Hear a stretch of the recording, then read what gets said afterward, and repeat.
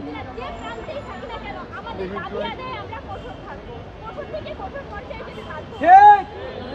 প্রিয় সাংবাদিক বন্ধুগণ, আপনাদের মাধ্যমে আমরা রাষ্ট্র এবং কর্তৃপক্ষকে জানাচ্ছি যে আমরা চাচ্ছি ছাত্রের শিক্ষার্থীদের আজকের সম্মেলনের পরবর্তীতে শুধুমাত্র আর একটি মাত্র সংবাদ সম্মেলন করতে চাই, যেটি অধ্যাদেশ পাওয়ার পর আনন্দের সংবাদ সম্মেলন।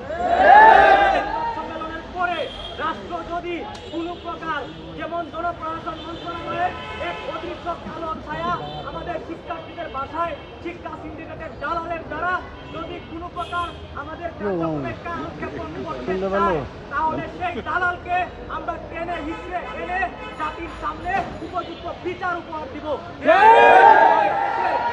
শিক্ষায় কোনো প্রকার কোনো দালালের জন্ম না হয়। আপনারা জানেন যে ইউজিসি সংশ্লিষ্ট মন্ত্রণালয় সকলেই আমাদের পক্ষে অত্যন্ত আন্তরিকতার সহিত কাজ করছে। আমাদের 7 কলেজের শিক্ষার্থীরা সরকারকে, রাষ্ট্রকে কোনো প্রকার ভোগান্তি না দিয়ে আমরা আমাদের যে গঠনমূলক এবং যে পর্যায়ক্রমিক কাজ, সেই পর্যায়ক্রমিক কাজে সহযোগিতা করে আসছি।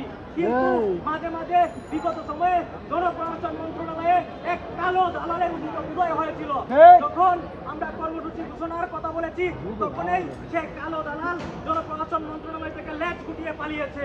আমরা সেই সব কালো দালালকে বলতে চাই, পরবর্তীতে কোনো আমলাতান্ত্রিক জটিলতা কিংবা অন্য কোনো জটিলতা যদি সৃষ্টি করতে চাই কোনো দালাল, তাহলে সেই দালালকে ছাত্র কলেজের শিক্ষার্থীরা সম্মুখীন জবাব দেবে।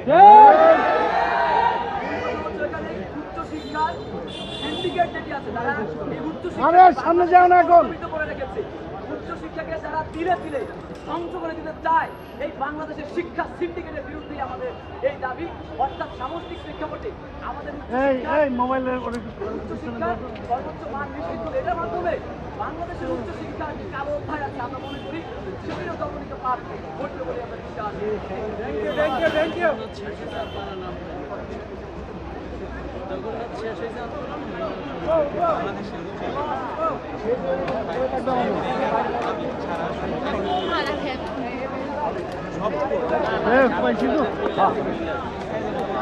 দুই মিনিটের ব্যাপার, বুঝছো?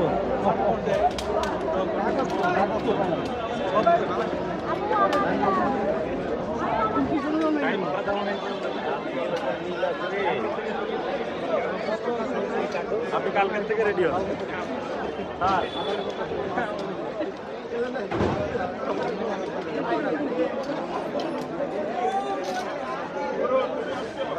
একসাথে চালাবে।